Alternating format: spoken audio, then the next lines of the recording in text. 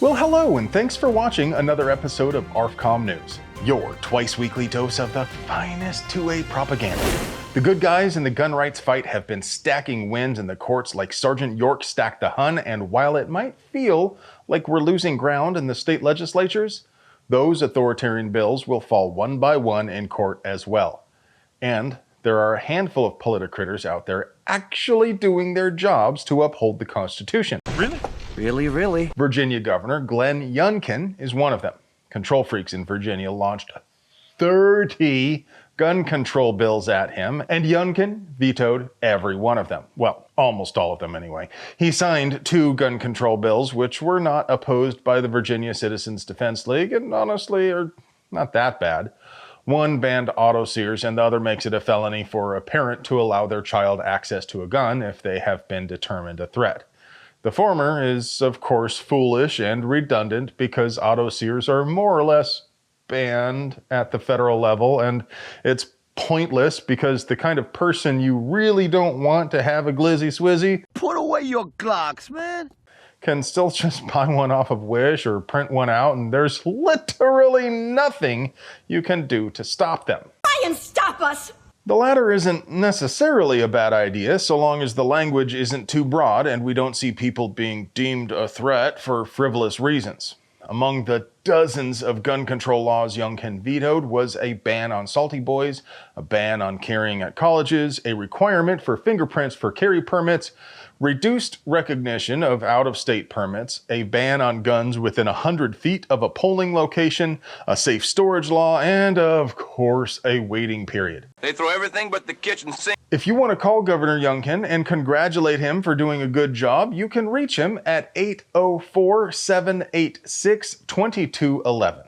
But it would be impossible for us to produce quality 2A propaganda without sponsors, so let's pay some bills. Today's video is sponsored by TNVC.com, your source for bespoke, artisanal, non-GMO night vision products expertly forged by Amish craftsmen in the heart of a dying star. Do you like seeing stuff more than not seeing stuff? I know I do. If so, then check out TNVC.com for all your seeing stuff needs, because we'll be seeing you tonight. Hey, remember that guy who got arrested for carrying in front of his own house? Do you have the slightest idea how little that narrows it down? I guess maybe I should be a little more specific. The one in Montana. Oh, you'll get to something eventually. Yeah, Gabriel Metcalf had a single-shot break-action shotgun on a sidewalk across from a school because his neighbor is an absolute nutter. Metcalf and his mother both had restraining orders against the neighbor, which the neighbor violated on multiple occasions. The neighbor is such an absolute nutter that local cops had orders not to make contact with him. So, Metcalf had a pretty damn good reason for carrying a gun. Not that he should need a reason.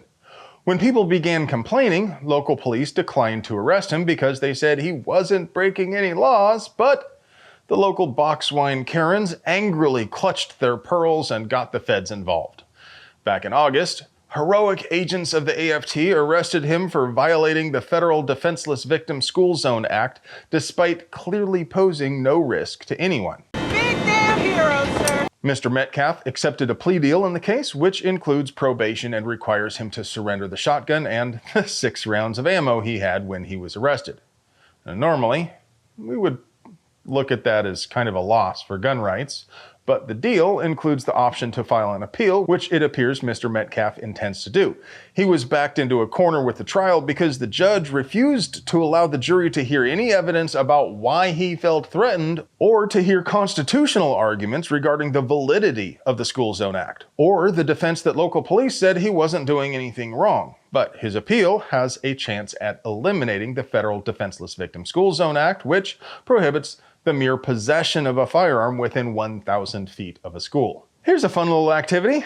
Take a look at any major city and see if you could map a route through it without passing within 1,000 feet of a school. Hoplophobes are fond of sensationalist terms like ghost guns and cop killer mullets because they confuse and they mislead. The latest obfuscating catchphrase is zombie gun. Ever see Night of the Living Dead? It refers to a gun that was supposed to have been destroyed, but was instead parted out or auctioned. You see, often local governments will contract companies to destroy retired police guns, unclaimed property, seized guns, and guns turned in for voluntary confiscation at so-called buyback events. The companies hired to destroy these guns often only destroy the receiver and sell the rest of the parts to cover costs. This store brand Ron Burgundy is Florida Representative Maxwell Frost. He wants to ban that practice somehow. The text for this bill isn't available yet, but it will be interesting to see how they write this up. I mean, how do you even code a law that bans the not total destruction of a gun? Can you just dictate that police departments have to completely destroy guns they don't need? Seems like that could cause a few unintended consequences. Are you sure? Messing with people can have unintended consequences. You could qualify it by saying something like, when a government agency contracts for a gun to be disposed of, then the entire gun must be destroyed. But part of the reason that municipalities contract with these companies that only destroy part of the gun is because it's cheap or free. If they aren't allowed to sell off some of the parts, then the service will be much more expensive, prompting the city to simply auction off the whole gun. I'm betting Maxwell here has never heard of the term cobra farming. I'm pretty much out of things to say on this. That's all I have to say about that. But before I move on to the next story, I just wanted to share this tool's official congressional photo. That's the look of a man hoping nobody smells the turd in his shorts. The Fifth Circuit has more or less ended lawful open carry in Texas. Back in the good old days, before the coup scare kicked off, 2 protesters were arrested for open carry based on basic bitch man with a gun complaints. Get on the ground! Because I'm telling you to. Get on the ground. Because you have a weapon. Some Karen called 911 to report a man with an AK-47 standing on a corner minding his own business. The dispatcher asked if he was pointing it at anyone or doing anything threatening, and the caller admitted that he was not. Despite being informed by dispatch that it looks like it's going to be those Second Amendment people, police responded and happily escalated the situation to the point where they tased one of the men and cracked his head on the concrete. The 2 men were charged with disorderly conduct and interference with the duties of a public servant, but the charges were dropped in both cases. So the 2 men sued the city and the officers involved for violating their rights on multiple counts, but the district court rejected their claims, and just 2 days ago, the Fifth Circuit Court of Appeals upheld that ruling. What this means is that if you are open carrying in Texas, some box wine mommy can call 911 and sick the 5-0 on you. The police can smash your head into the ground, arrest you, and then drop all the charges, and there is nothing you can do about it. Get on the ground! You're not doing anything! Get your hands off! Land of the free.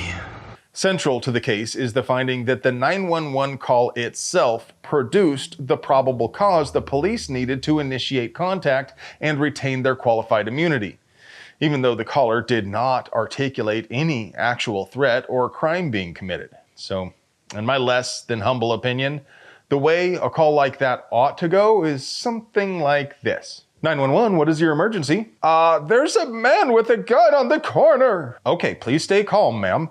What is he doing with the gun? Nothing. He's just standing there like he has a right to be there or something. Please send the police. Ma'am, is he pointing it or threatening anybody? Well, no.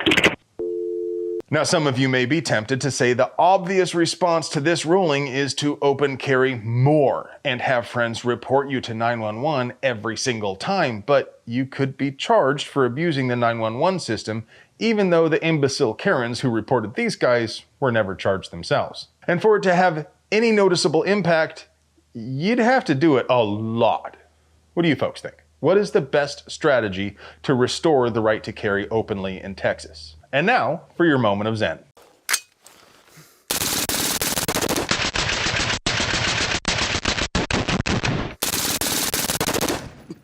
Hey friends, do you like pews and other pew-related things? Would you like to help us keep delivering you pure, uncut American pew propaganda at the low, low price of free fitting. We literally couldn't pay the bills without our sponsors. So do us a solid and get yourself something nice from them. You deserve it. I love you.